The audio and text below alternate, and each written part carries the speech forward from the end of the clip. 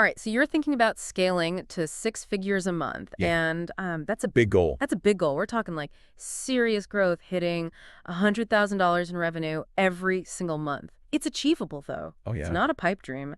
We're going to be looking at Ryan Moran's work. He's kind of built a whole empire around this concept. Yeah, what's fascinating about Moran is it's not just theory. He gives you a blueprint, and I've actually seen it work. That's why you're here. You've seen it work. So we're not just going to summarize the book. We're going to really like pull out the gems, the Yeah, insights that can help people. that aha moment, Yeah, wait, I can actually do that. avoiding the pitfalls. Exactly. So Moran starts off with this equation. It's so simple and it's brilliant. Hmm. 4 products times 25 daily sales times a $30 price point equals $100,000 a month in revenue. I love that equation. What's your take on that? It's a game changer because it reframes the goal. Instead of thinking about that one unicorn product that's going to make you millions, it's like, how do we diversify and build multiple streams of income? Oh, so instead of putting all your eggs in one basket, you've got Yeah. a few different things going on. It's like having multiple horses pulling a chariot, Oh, I like that. so that if one horse stumbles, the other Yeah. ones can keep pulling you forward. I love it. So imagine if you're listening right now, you have not one, but 4 products, all bringing in consistent revenue every month. Yeah. It just makes it feel so much more achievable. It takes the pressure off. It does. It really does. So Moran doesn't just give you this equation and say good luck. He really digs in deep. And one of the things that he says that I really resonated with is maximizing what you're already doing well. Yes. I know I've been guilty of chasing shiny objects, Oh, yeah. but this is like, let's get down to brass tacks. It's counterintuitive because when we think about scaling, we think about new ideas. But his approach is about optimizing those proven winners. Okay. Like, double down on what's already working instead of spreading yourself thin. Okay, so let's say you've got this ad campaign that's really doing well. Mhm. Instead of abandoning it, you Yeah. put more resources into it. Yeah, because if something is working, there's a reason why it's giving you signals, you're getting data. And you can use that to your advantage. Moran gives an example of a company that was selling handmade dog collars. Okay. And by analyzing their data, they noticed a pattern. Customers who bought a specific type of collar also bought a matching leash.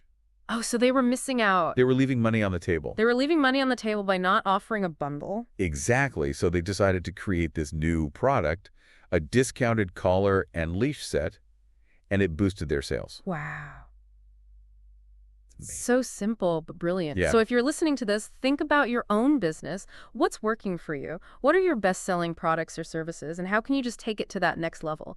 Maybe increase your ad spend on that campaign or refine your product description based on customer feedback. Just get more out of it before you move on. I love it. Okay, so we've got this solid foundation. We're maximizing what's working, but we need those additional horses to pull the chariot. Yes. We need to talk about adding those additional products. This is the fun part. Okay. Because launching product number 2 is often way easier than launching product number 1. Tell me more about that because that's fascinating. Well, think about it. You already have your audience. You already have that brand recognition.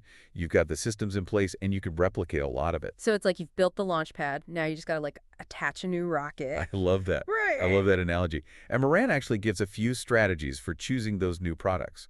One is to leverage your existing customer data. Like, what are people buying from you already? Oh, that makes sense. What are they asking for? It's like a built-in focus group. Yeah, like they're telling you what they want. They're telling you what they want. He also suggests looking at the customers also bought section on Amazon if you're selling there, because that's a treasure trove of insights. That's so smart. Then there's customer feedback. I mean, Yeah.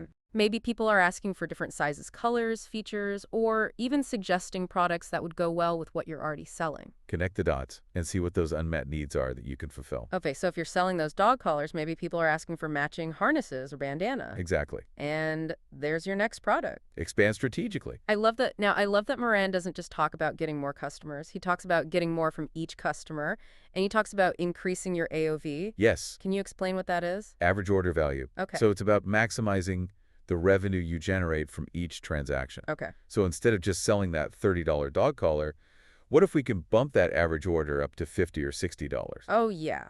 That makes a huge difference, Especially when you're trying to scale. especially when you're trying to scale. So how do we do that? Well, Moran breaks down a few techniques. One is bundling, which we already talked about. Instead of selling individual products, group them together at a discount. So like a collar and leash set. Or maybe a collar, leash, and coop bag holder combo. There you go. I like it. You're providing more value and convenience to the customer, But you're also bumping up your average order value. Then there's upselling and cross-selling. So let's say someone is buying that dog collar. You could offer them a matching leash or a personalized name tag as they're checking out Oh, okay. So like a little. at a discount. Would you like fries with that? Exactly. Yeah. But for your business. And then there's the magic of subscriptions. Oh, subscriptions. Yes. So how do we do subscriptions with like a physical product? I'm thinking like those subscription boxes you get every month. Yeah, so think about consumables. Maybe you're selling all-natural dog treats. Okay. Instead of having customers just buy them one time, offer them a subscription where they get a new batch delivered every month. Oh, that's amazing. That's super convenient. Yeah, and then it creates recurring revenue for you. It's a win-win. Yes, exactly. And the key is to make sure they're genuine and not just a sales tactic. Yeah, yeah, for sure. Now, a lot of people, I think myself included, we get really nervous about paid advertising, Mm-hmm. but Moran is a big proponent of this. Oh, yeah. He reframes ads as an investment Okay, rather than an expense. okay. It's about putting your money to work for you. Yeah, that makes sense. So where do we start? I mean, there's so many platforms. Yeah, he talks about choosing the right ones for your target audience. So, for example, if you're selling dog products, Facebook and Instagram are going to be really good. They're so visual. Yeah, you can showcase those products, those cute dogs wearing the collars and the leashes. I love it. And you can target dog owners.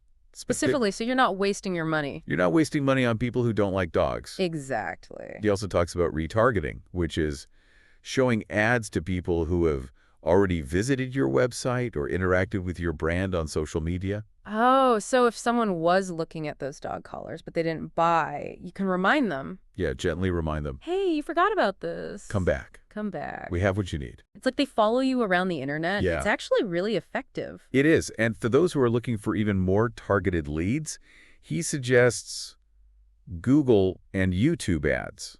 Oh, okay. So like if someone's searching for the best dog collars for a German Shepherd, Mm-hmm. your ad could pop up. At the top of the page. Wow. And on YouTube, you can target people based on their viewing habits. So if they're watching dog training videos, You know, they have a dog. they're going to be interested in those products. But the main thing is, it's not just about throwing money at ads. Yeah. It's about being strategic, targeting the right audience, and really testing and optimizing. So it's not like set it and forget it. You're constantly. It's a process, tweaking things. Yes. Look at the data. Use it to your advantage. Okay, I love it. Now, I want to circle back to something you said earlier because I'm really passionate about this too. Building a community. Yes. Moran talks about brand loyalty as being a secret weapon. It's about going beyond just having followers on social media. Right. It's about creating genuine connection and engagement. Because when people love your brand, they're not just customers. They're advocates. They're telling their friends. Yes, word of mouth is the best form of marketing. And it's free. And it's free, exactly. So how do we do that? Yeah. Well, Moran suggests focusing on engagement. So don't just broadcast on social media, ask questions, run polls, Oh, I like that. have contests, Get people talking. respond to comments, Yeah. make people feel seen and heard. Okay, so let's say you're selling those dog products. You do a photo contest where people post a picture of their dog Wearing the collar. wearing the collar. Exactly. And the best photo gets a prize. Love it. And user-generated content, encourage your customers to share pictures and videos of them using your products. Oh, that's free marketing. It's the best kind of marketing because people trust recommendations from their peers more than any ad. So true. Okay, this is all making sense, but I'm picturing myself trying to do all of this. Yeah, Managing all these products. it's overwhelming. Running ad campaigns, building a community. It does. I'm getting stressed just thinking about it. Well, Moran talks about that too. Okay. He talks about systemization and automation. Okay, so what does that mean? It's about shifting from doing everything yourself to designing systems that can run without you. Oh, I like that. It's like building a machine that works even when you're not there to turn the crank. Okay, so instead of me spending all day packing and shipping orders, Yes. I invest in a system that does it for me. Exactly. One of the first things he recommends is hiring a virtual assistant or a VA. VA? Think of it as your right-hand person. Oh, okay. Someone who can handle all those tasks that don't require your specific expertise. So they could be answering customer service emails, Scheduling social media posts, helping with product research. all of that. Wow, that would free up so much time. So much time and energy. Okay. And then there's automation. I mean, there's software for everything these Yeah, days. yeah. Inventory management, email marketing, Yeah. social media scheduling. Oh my gosh. So instead of me like counting all my inventory Mhm. and manually doing A it, program does it for you. and it tells me when I need to reorder. Exactly. And you can even set up automated emails to welcome new customers Wow. or remind people about stuff they left in their cart. This is like having a little robot army working for me. Yes, it is. 24/7. Work smarter, not harder. I love it. Okay, so I'm feeling really good about all of this, but let's get real for a second. What are some mistakes Oh, yeah. that we should be aware of as we start to try and scale? Moran has made a lot of mistakes himself. Yeah. And he's seen other people make mistakes. So he's learned a lot. And he's learned from it, and he shares it. What are some red flags? Expanding too quickly. It's tempting to go all in on ads or launch all these new products when things are going well, but you want to make sure what you have is profitable before you do too much. So don't get ahead of yourself. Right. Make sure your foundation is solid. Exactly. He also stresses the importance of reinvesting profits. Oh, okay. It's tempting to just pocket the cash, but remember, you're scaling. You need fuel to grow. So reinvest it back into the business. Back into inventory marketing. Hiring. Exactly. Okay, that makes sense. Another mistake, neglecting customer feedback. Yes. Right. It's easy to lose sight of the people who are actually buying your products when you're busy scaling. But they're the most important part. They're the most important part. They're giving you all this information. Yeah, they're telling you what they like, what they don't like. It's like sailing without a compass. Exactly. You might be moving, but you're not going in the right direction. You're lost. Okay. I'm definitely guilty of that. I get so focused on just the day-to-day that I forget to look at the big picture. It happens. Yeah. It's about finding that balance. Okay, and then one more, I think we touched on this, but it's important.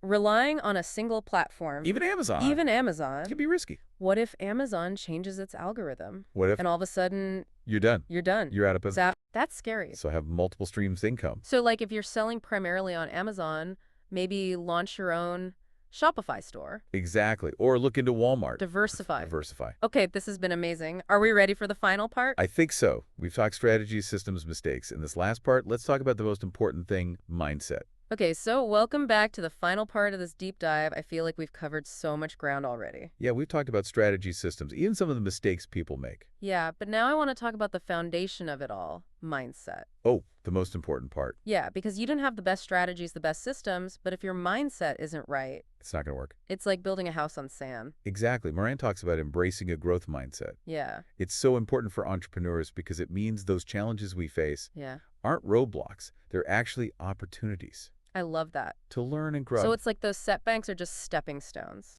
Exactly. They're not stop signs. Yeah, And be willing to experiment. yeah, Step outside your comfort zone. Even if you stumble, you're going to learn something valuable. yeah. And let's be real. Scaling a business is not always easy. No, There are going to be times when you doubt yourself, when you get frustrated. it's going to be tough. Yeah, so how do we deal with that? That's where resilience comes in. It's about having the mental toughness to bounce back from those challenges. You got to dust yourself off and keep going. Keep going. Yeah. When I first started my business, I was so scared of failing. Oh, yeah. I almost didn't even launch. I think we've all been there. But then I realized failure is just part of it. It is. It's how we learn. It's how we grow. And often it's in those moments we discover our strengths. Yeah, I agree. And, we talked about community earlier, but it's so important for mindset, too. Because it can be really lonely It can. as an entrepreneur. Sometimes you feel like you're speaking a different language. Exactly. Nobody understands what you're going through. But when you surround yourself with people who are on the same path, It makes all the difference. it's like having a tribe. It really is. People who get it, who've been there, Yeah. and they can offer support and even tough love when you need it. You need that sometimes. You do, you do. I remember hitting a wall in my business a few years ago, and I was ready to quit. Wow. But I reached out to my mastermind group, Good for you. and they were there for me. That's great. They offered advice, shared their own experiences, reminding me why I started in the first place. It's so powerful. It's so powerful. It gave me the strength to keep going. Yeah.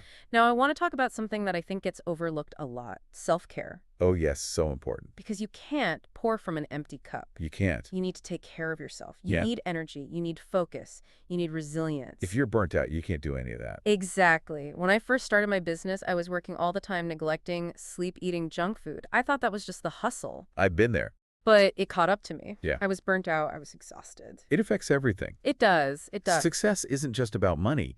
It's about creating a life you love. Yeah, a life that's sustainable. Yes. About balance. It's about finding that balance. So what do you do for self-care? Well, it took me a while to figure it out, but I actually schedule time for myself.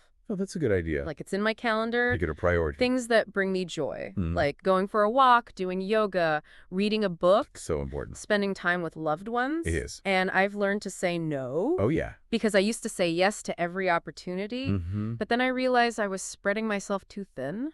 You have to protect your time and energy. And you know what? When I started prioritizing self-care, my business actually got better. That's good. I was more focused, more creative. I made better decisions. That makes It sense. does. It does. Now, before we wrap up, I want to leave you with one final thought from Moran.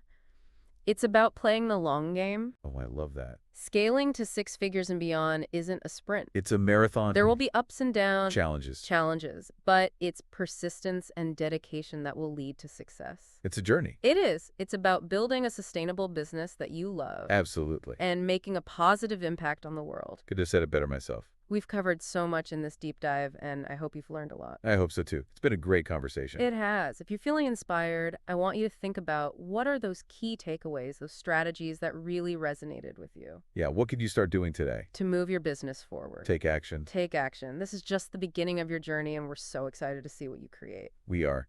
Keep learning, keep growing, and keep chasing those dreams. See you next time.